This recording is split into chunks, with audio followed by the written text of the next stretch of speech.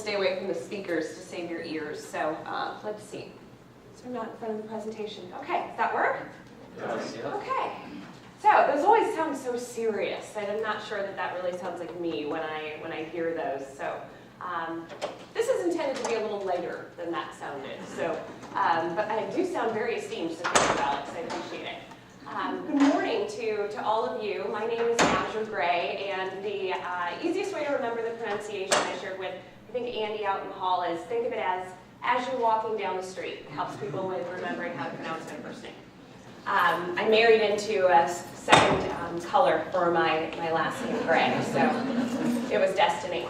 I appreciate all of you being here. I am a senior management consultant with Advisa, and what we do at Advisa is really advise and teach leaders how to engage their people and grow their organizations for long-term success. I'm here to talk to all of you about the Predictive Index, which is an assessment tool that we offer at Advisa.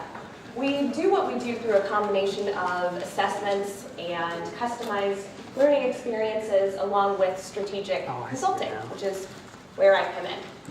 I'm talking to you about the Predictive Index today and where it meets the road in terms of employee engagement and how all of these things kind of come together.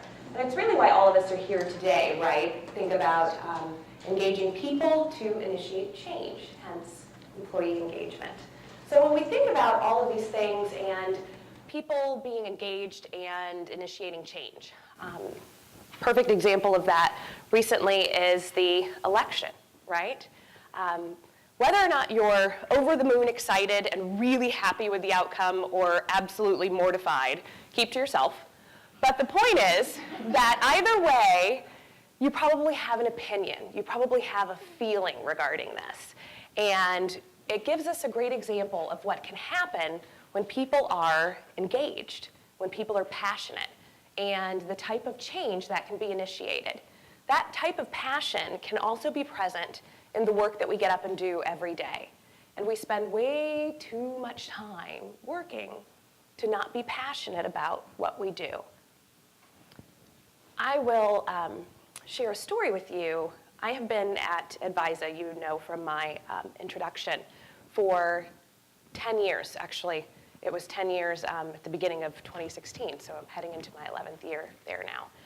And before I joined Advisa, I was a bit of a job hopper.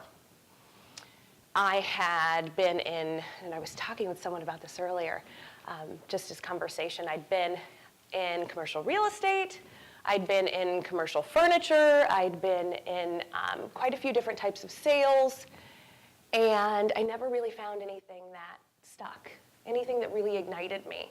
And so when I was offered a little bit more money to come to this company, as opposed to that company, it sounded good and I was lured away. That happens really easily, and I was at a job living out of state, and I hated what I was doing. Absolutely couldn't stand it. The stress had gotten to me. It was so incredibly high that I had developed a bald spot at the front of my hairline, probably about the size of the tip of my index finger. And mind you, I was still in my 20s at the time, and so I had to cut bangs to cover it. My best friend begged me. She said, just come home. Whatever you have to do, just quit, just come home. And so I did. I was looking for a job, trying to find something new, and I ran across an ad online. And I wasn't familiar with the company. I wasn't sure I understood what it was they did, but it sounded really interesting. I was really, really intrigued. And so I applied. In the interview, the founder, president of the company, said to me, "Why should I hire you? Your resume looks like footprints in the mud." True story.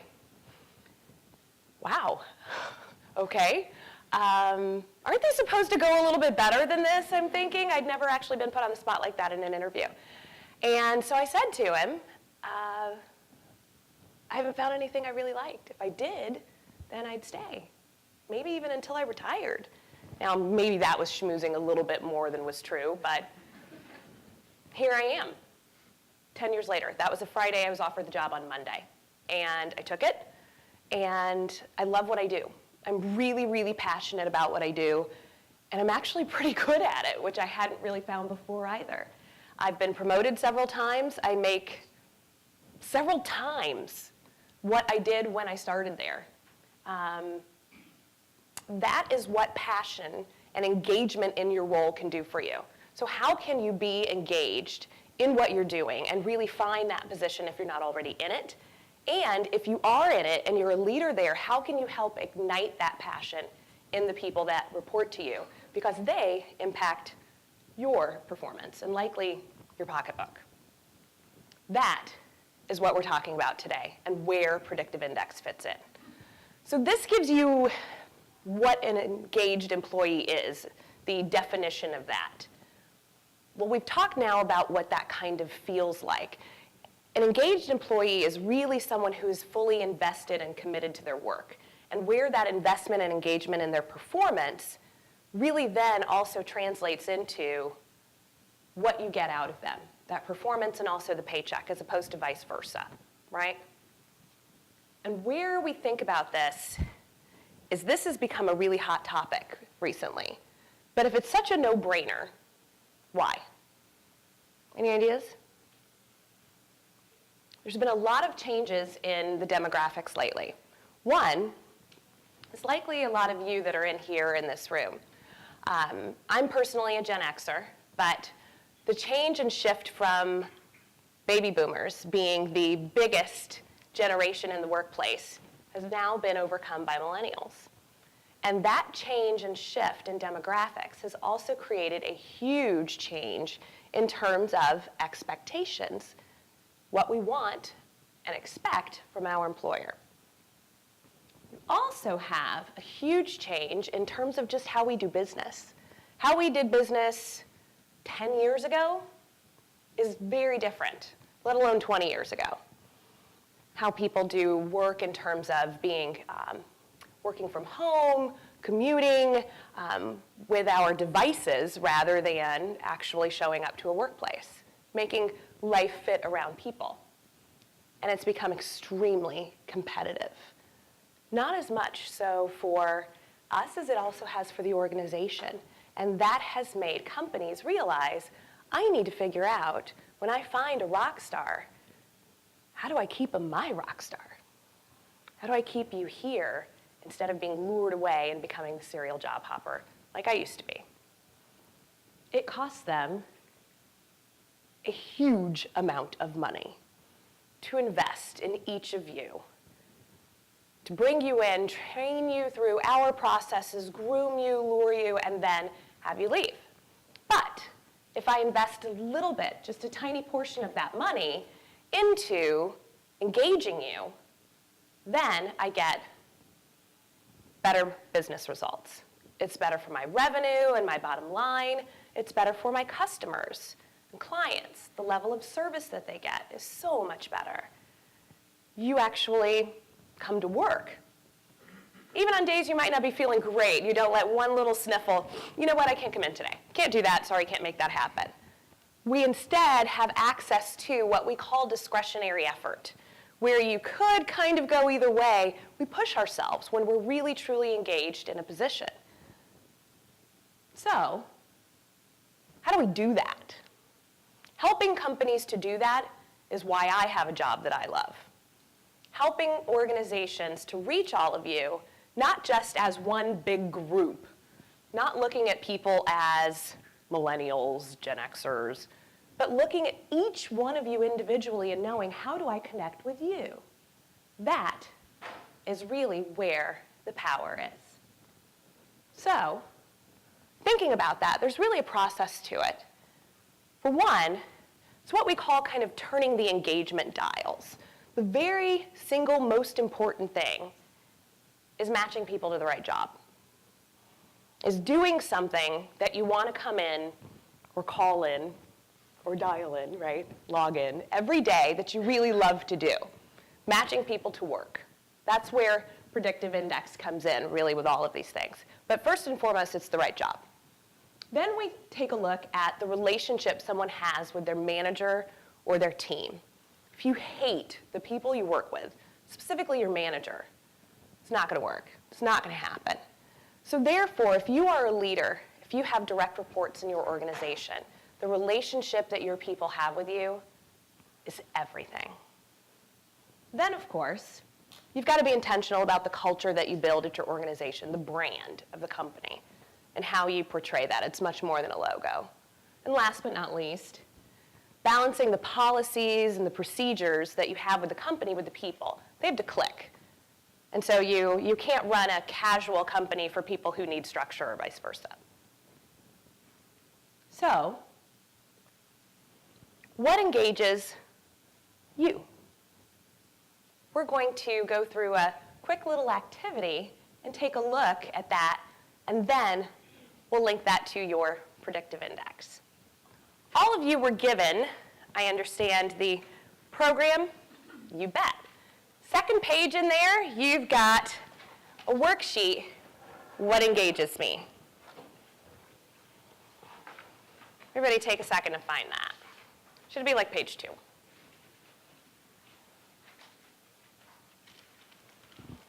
Okay. Directions are there for you. You've got some statements. I want you to make a check mark next to the top 3 that describe something that energizes you or that you find satisfying in the work that you do. An X next to the 3 that you find least satisfying or don't enjoy. And then put a star next to the one that you enjoy most. Now, once you're done, go ahead and move on to the next item, which is to discuss which situation you enjoy most and why. It says compare with others at your table. You're not at tables. That's okay. Turn around and discuss with the people behind you, the people next to you, just others nearby.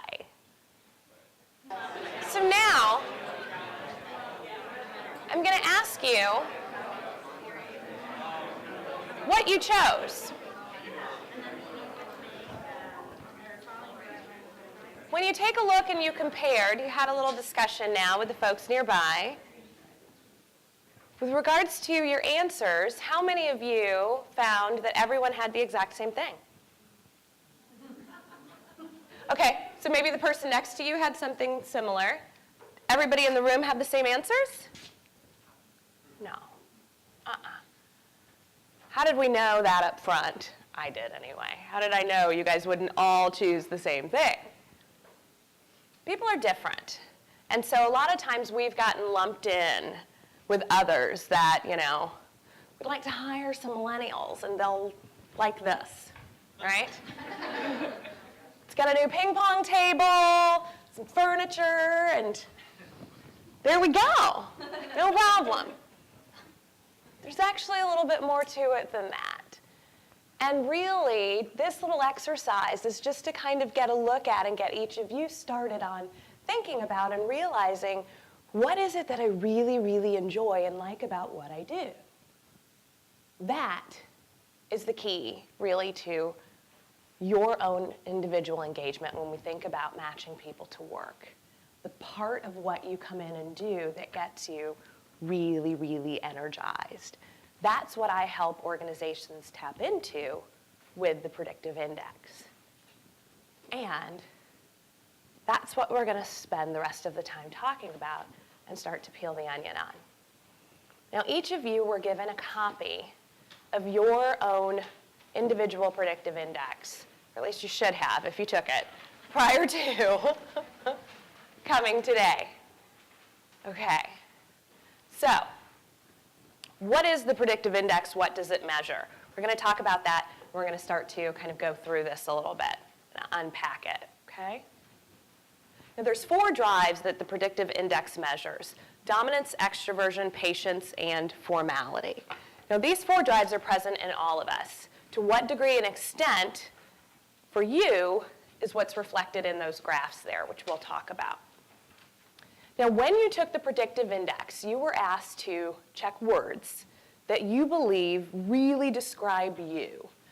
Those are reflected, the results of that, in the top graph marked self. That's what we're going to spend our time talking about today, okay?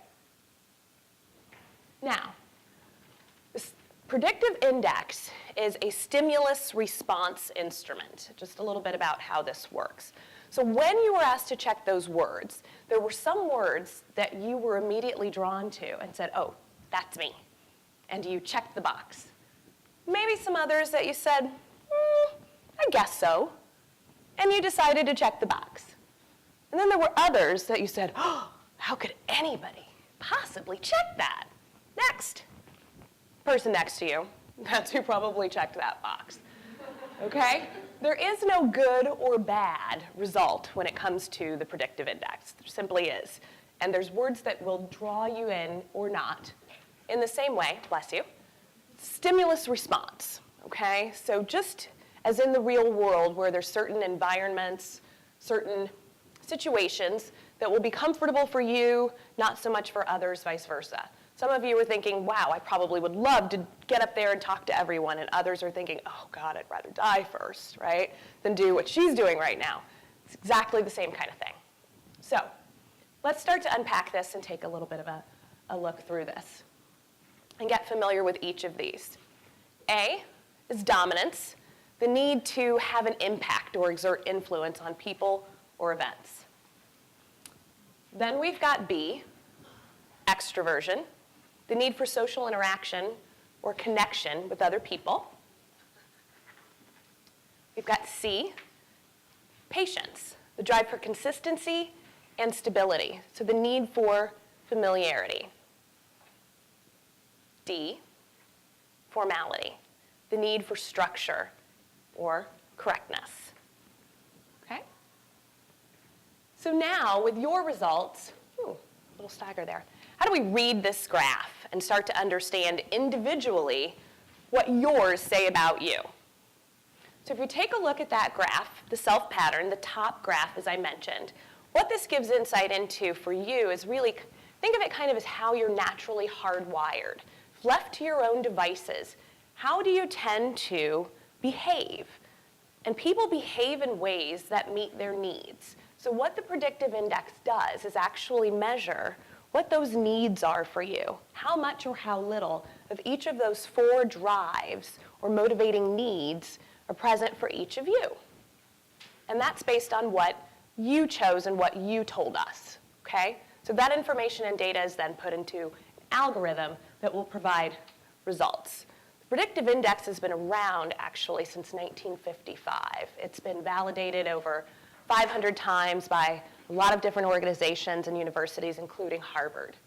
So when we take a look at this information and data, how do we read it?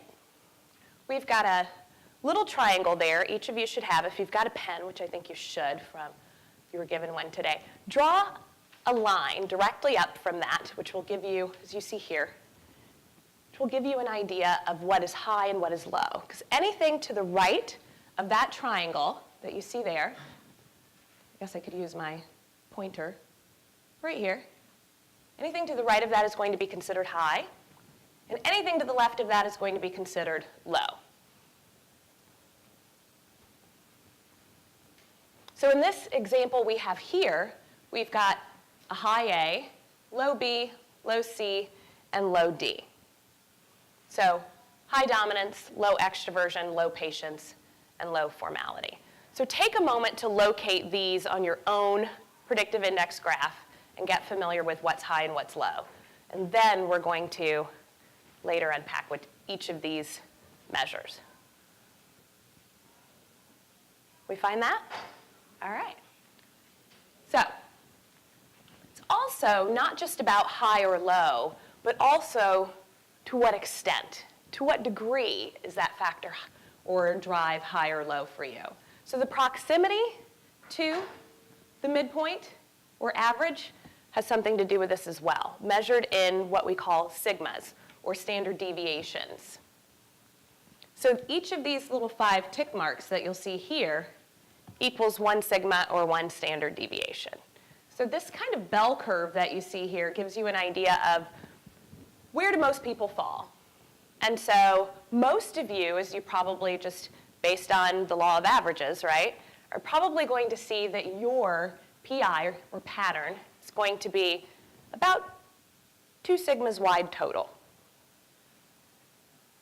For some of you, it's going to be about 4 wide total. 98% of the people, it's about that wide. Only a very, very few is it going to be more than 4. So you're going to find about 0.5% is going to be where you'll find someone who's got 6 sigmas wide. Essentially, more extreme. The reason it's called extreme is because it doesn't happen very often. Okay. The further the dot is from the midpoint, the more extreme the behavior will be exhibited. Now, extreme isn't meant to indicate anything negative. It just means I have a stronger need, so therefore, it's going to be a lot harder to kind of contain that. So, stronger the need, stronger the behavior is expressed. Okay. So now, let's start to take a look at this and understand my own graph, because that's really why everybody's here today, right? Get an understanding of that. So, as we start to take a look and understand and unpack this information here, let's start with dominance. So if your A, or dominance, is to the right or high, what does that mean in terms of your engagement and how that relates to work? Typically, those with a high A or high dominance have a need for work that provides them a certain amount of freedom, independence, control, and autonomy. Work where there's an opportunity to put my thumbprint on things, where I have an opportunity to compete on an individual level. Usually I prefer to work as my own, where it's up to me whether or not I win or lose. And I happen to be very competitive if I am usually a high A person or high dominance. How high then would impact to what extent?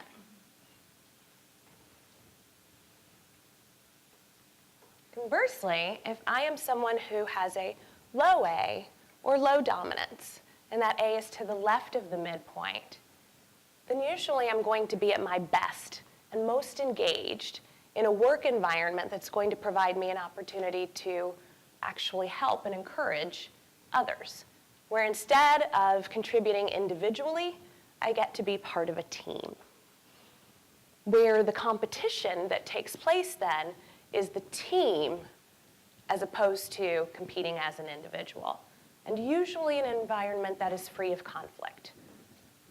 One thing that's probably worth noting and giving some thought to is, what do I perceive as conflict? It's likely to be very different if I'm someone who's high A or high dominance versus low dominance as to what kind of situation will start to become a little prickly for me and feel a little bit uncomfortable.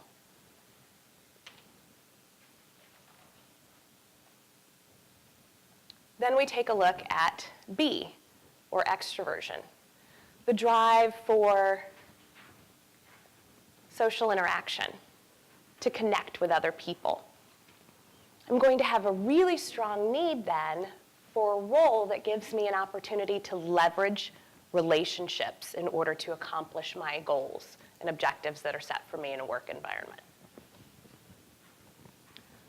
So I tend to, if I need to accomplish things and connect with people, then I'm likely going to be really good at doing just that, at persuading people, at being very charismatic, and being pretty outgoing. If people are how I do things and get it done, then I certainly want to make sure that I connect and interact with you.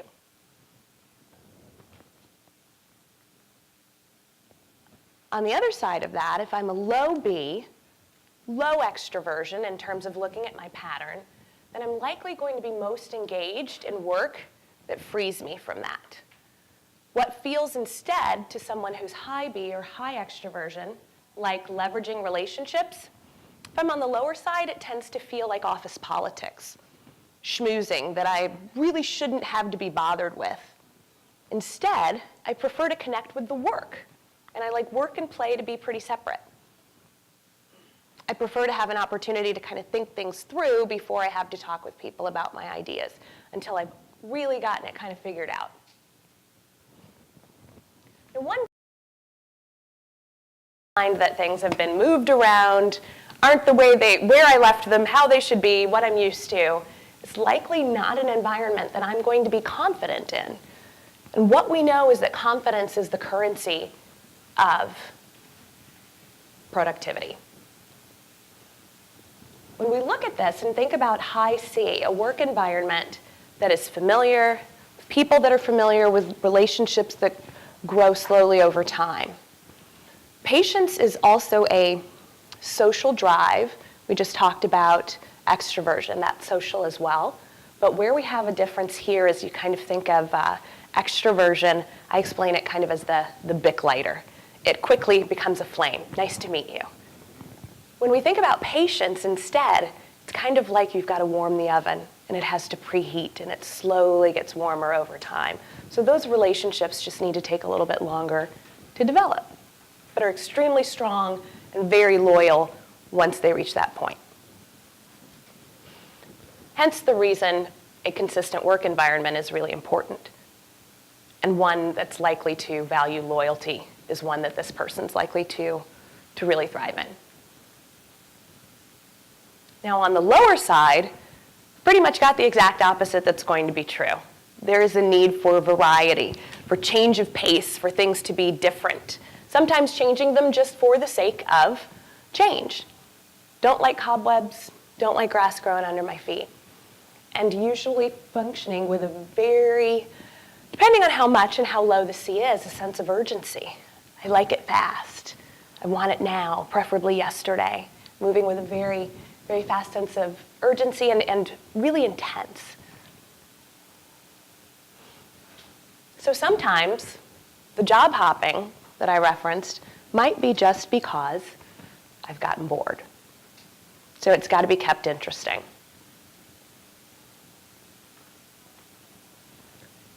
Last but not least, we take a look at formality, the need for structure and correctness. So if I am high D or high formality, I need very clear and specific expectations in my work. A work environment that lets me know what's expected, exactly what perfect looks like and defines that well for me so that I can achieve it, is a work environment that I'm really likely to thrive in. Think of the high D person as a bit of a perfectionist. Certainty is important. And I like to sort things into right or wrong, black or white. The more gray there is, the less confident this person is likely to be in that environment. So the more that things can be defined, the better. The worst thing for me, if I am high D or high formality, the biggest pain point is making a mistake. And so the more vague it is, the more likely that is to happen. And so if I'm not sure, I'm probably not going to act at all. So the more certain you can make this person by setting the expectations and creating clarity around the role, the better. The more confident I'm likely to be. So this person's going to focus on details in their work, make sure that everything is just right. How likely do you think this person is to delegate work to other people? If you want something done right, do it yourself, right? Exactly. Pretty sure someone with a high D created that statement. And so when you take a look and think about these things, a work environment that gives me certainty, I know what my job is, I know what looks good, I know exactly when it's been done perfectly, I'm going to be confident because it's not left to interpretation. Now on the low side, that structure that feels like a nice, warm, fuzzy blanket to a high D person feels instead like a bit of a straitjacket. The low D person says, rules, they're a bit of a suggestion. I follow rules based on really two things, consequences or my own moral compass, not because the manual says so. That's just not typically how a low D person functions. Comfortable delegating details because they don't like details. So if you'll take that off my hands, happy to oblige, give it to you. So this person instead wants to be in a culture or in a role at least where there's more than one way to skin this cat. It doesn't have to be done exactly according to the rules. It's somewhat flexible.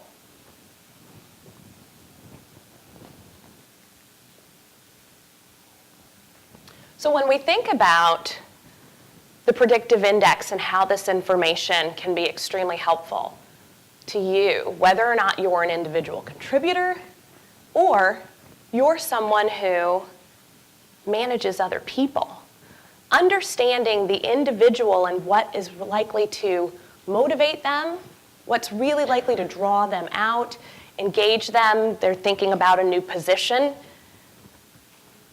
to really be able to help them, to connect with them, connect them to the job, which we know is extremely important, to be able to connect with them as a manager, the fit for a company, new policies you're planning to implement, all of those things can really help in terms of engaging the people, which we know drives business results and profitability.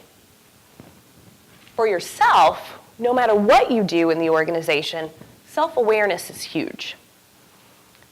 If I don't know what I bring to the table, because every conversation you're involved in, every business transaction, every interview, who's there? You are, exactly. Self-awareness is huge. It's key to understand, am I someone who really does like to be in charge? Am I someone who naturally tends to be a little bit more accommodating in order to avoid confrontation? Do I like to talk so much that I don't listen as well as I should? Guilty, guilty. Having that awareness helps me to self-manage in order to engage more effectively in every relationship that I have. It's a work in progress. It should be. It always will be for all of us. But if we then can do that, we can achieve the business results that we're responsible for, whether you're an individual, contributor, a leader, or striving to become one, or simply improve your ability at doing that now. So what's the bottom line? It's why we're talking about all of this and why all of this matters. Small things make a big difference. Whether you're the company, owner, thinking about doing these things, why engagement matters, it impacts your bottom line. It impacts your customer's experience and your ability to retain your top talent and to retain it here in Toledo. As an employee, it takes more than a cool ping pong table. Those things wear off really quickly. It's kind of like a relationship and a pretty face, you know what I mean? It takes a lot more than that for it to last through time and on a tough day or after you've had a rough week. So now, I will stop. I think we've got time for questions regarding the predictive index. We often do. Yeah? How likely is someone to change where their different elements fall over time?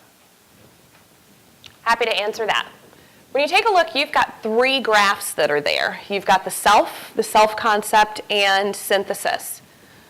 The self graph, what we have found over all of those years of testing, as I mentioned, is that typically does not change, with a caveat.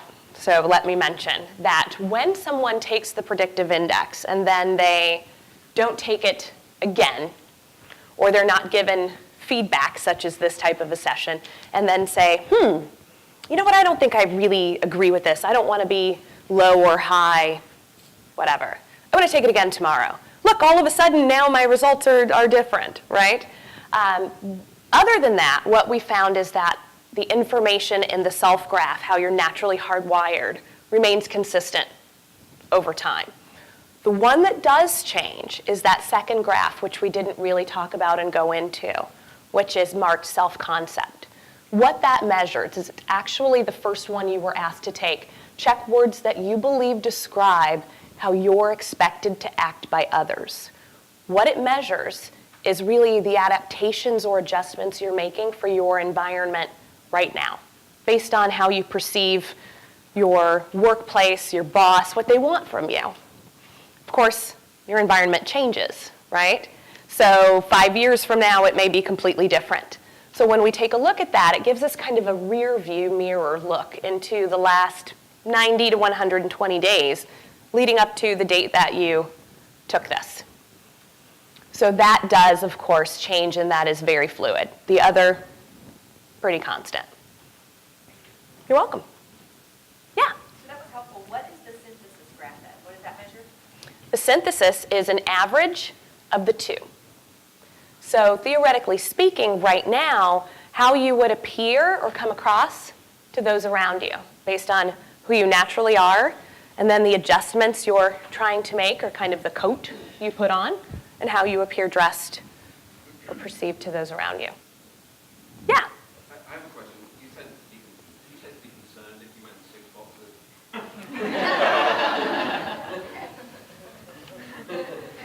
For you, yes. Mm-hmm. Yeah? What, above every graph, there's like a bar graph kind of with an M and then it says number. What does that represent? The total number of words that you checked. Mm-hmm. Yeah? Do you find that people are harder on themselves from this perspective? You know, the first set of boxes, we had to pick what we felt others perceived of us. Do you feel that that's pretty accurate, or do you feel like we're pretty hard on ourselves and maybe that's not what we perceive as? It depends. That sounds a little vague, but let me explain a little further than that. Whether or not we are hard on ourselves and how hard, a lot of it has to do with probably depending upon this and what your profile is to start with. So for example, if I am high formality, I'm my own worst critic. I pick apart everything I do. Did I get it right? Oh, it's not. So if I am highest B, high extroversion, I can't wait to hear, what does it say about me? So really, I wouldn't say that that's necessarily something across the board. I think it also has to do with how long, on average, it takes people to fill it out, some of those things. And a lot of that is, those behaviors are based on profile and just who you are. Does that answer your question? Okay. Yeah? So you talked about being above the line or below the line. What if you're right in the middle? I forgot to fill that in, so thank you. I'm glad you asked. If you have a dot that's basically on the midpoint, what that means is an average amount of that particular drive. So likely that's not something that people probably notice much about your personality. It's probably that highest or lowest factor or drive. And likely, too, it doesn't have a huge impact on your engagement in the context in which we're talking about predictive index today as well. So it's really kind of, think of it as like sitting on a fence, really with one leg on each side. And so it's very situational for that particular drive. So you can lean a little bit each way, but it's not going to go very far. Yeah? Have you ever used this to like have somebody take a test of what they perceive someone else to be, and they can use that feedback, like a manager, someone would take a test about what they think their manager would answer or whatever, or how they perceive their manager? We have the different assessment that we would use for how do you perceive someone else. That would probably be something more along the lines of a 360. What does someone else think about me?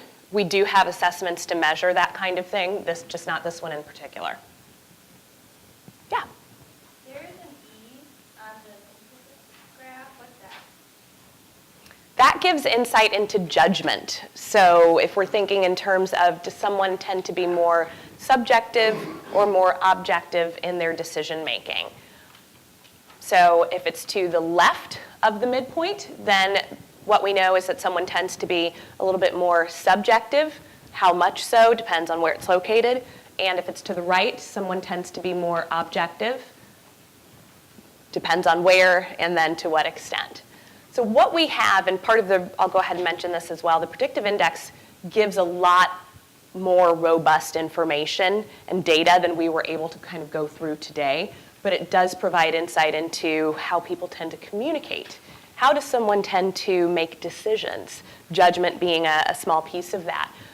Risk-taking. So do I need a lot of information or a little information in order to feel comfortable moving forward with a decision? And then there's spectrums within that. But there's a lot of places that it has applicability. Yeah? So I wanted to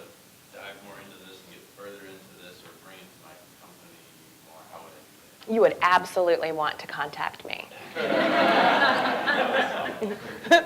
I know, thanks, Matt. No, but seriously, so is there other resources out there, things, or do we have to go directly to you to understand, to get into these other three, or the self-concept, the synthesis, the communication part?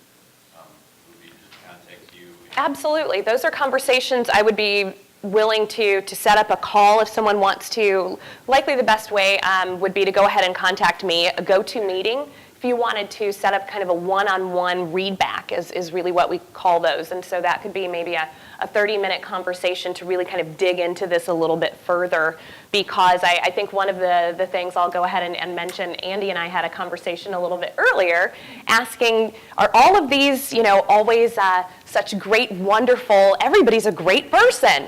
Very, very true.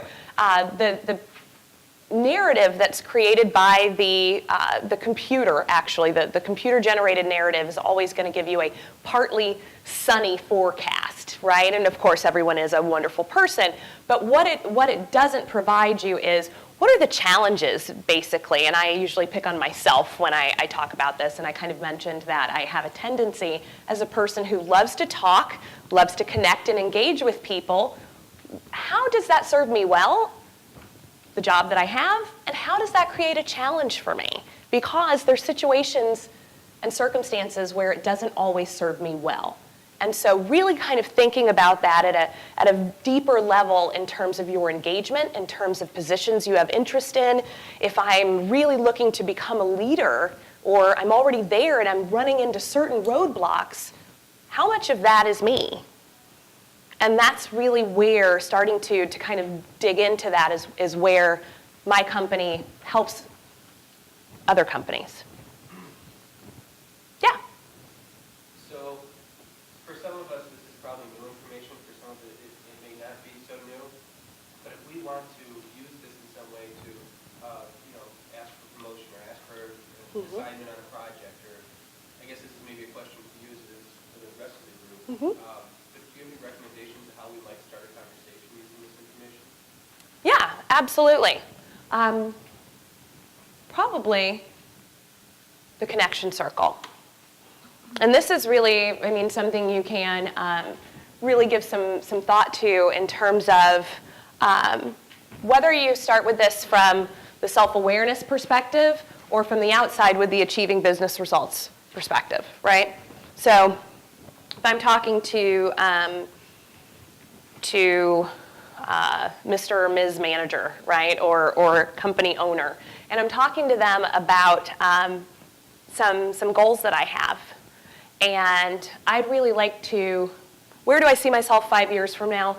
I see myself in your position when you get promoted, right? And so if I'm thinking about that, I know and understand that I am responsible for achieving a business result. I'd like to talk to you about and understand more about what the business results are for that particular position, because I want to focus on how to engage more effectively. I've learned some things about myself with the predictive index that I'd like to share with you, that I know that I am motivated by these things, that I have tendency to potentially have challenges in certain areas, and I'm focusing on self-management. Everyone has those. Don't be afraid to be vulnerable, because anyone who will tell you, I don't have any flaws, they're ridiculous, right? We all have them. The question is that you are aware of them and what you're doing to overcome them.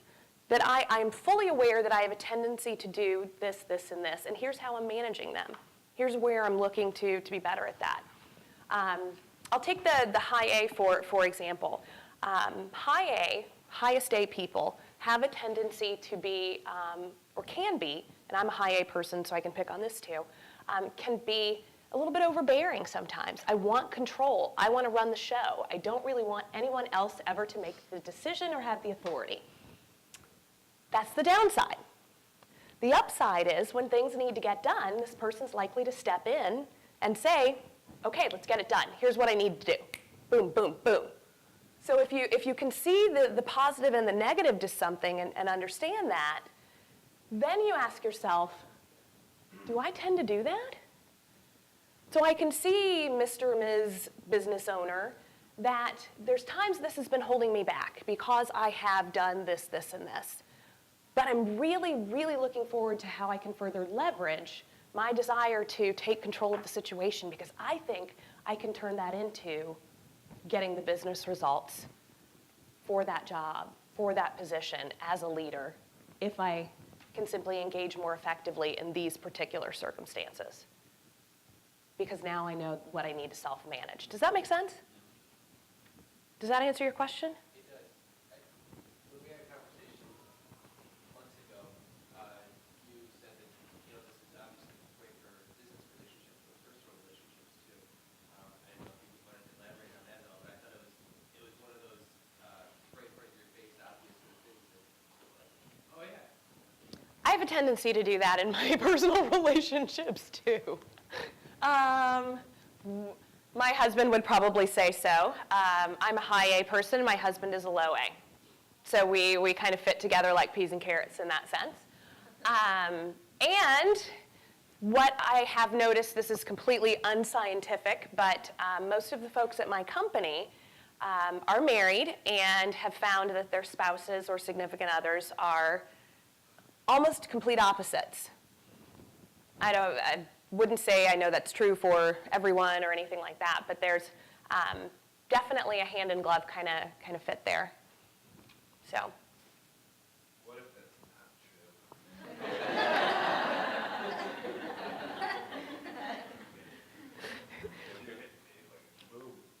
true? You're so much alike? Ah.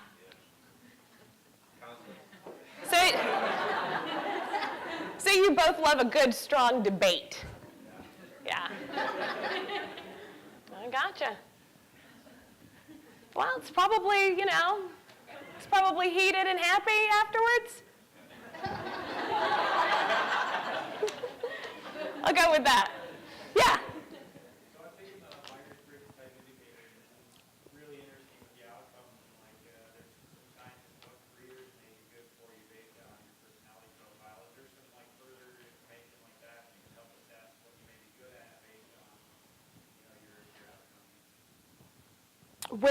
I'm familiar with Myers-Briggs as well. Where Myers-Briggs and predictive index are different in a couple of ways. One is that the predictive index is solely used in work environments as opposed to Myers-Briggs, which is used in a lot of other applications. But when you take a look at whether or not predicting job fit, the way PI does this is assessing a job and then matching people to that. So there's another half to the predictive index system which actually assesses a job itself, and then looking at comparing your predictive index results to that. If you're thinking as an individual, what kind of work, this kind of gave you a quick little overview, but thinking about your own PI, and when you're looking at a job or a position, does it give me the opportunity to do these things? And so you're looking at your high factors or drives. I have a strong need for freedom, independence, control, autonomy, for social interaction with new people, for change, and so that's one of the reasons I really like what I do. So looking at those aspects of a position, and then also asking yourself, well, am I qualified? Because you've also got those other things.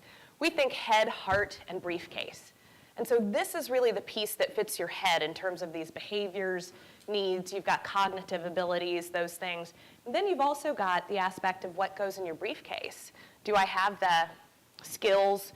Do I have the education? All of those things. So that's another conversation that could kind of be had in one of those go-to meetings.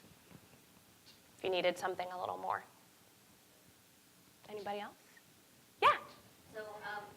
So, I'm sorry, I'm not pointing well enough, I apologize. Whoever would like to go first. Okay, go ahead.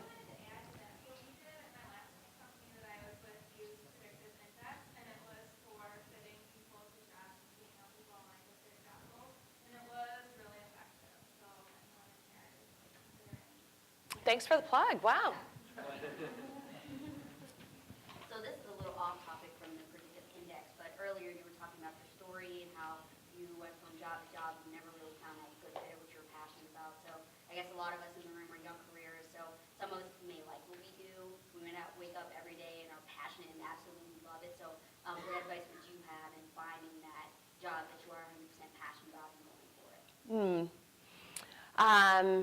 First of all, I really did listen to my best friend when she said, just quit. You've got a bald spot, for God's sake, right? And I said, okay. And I mean, that required me to take the leap and move home. I had to move back in with my parents are divorced. I had to move back in with my mom for 6 months or something. That sucked. Just say it. You know, I had my furniture in my best friend's garage at her condo. I mean, it was horrible. So what I would say is don't be afraid to spend a moment in, wow, this is horrible, to get where you want to go, first of all. Because if you're just looking for everything to kind of, you know, be great, it won't. In addition to that, I think taking a look at, it was all worth it, I guess I should say too. That's what I mean. Is if you really want something you want to be passionate about, you have to decide, am I going to dig in? There's a book my company has us reading right now. I don't remember the author, but the name of it, it's called Grit. And that was another aspect of that very same interview that I told you about. She's now the president. She was the other person involved in that interview, Heather Haas. And she said that one of the reasons she hired me was, you know, footprints in the mud interview and all of that, was grit. She referred to it at the time as scrappiness.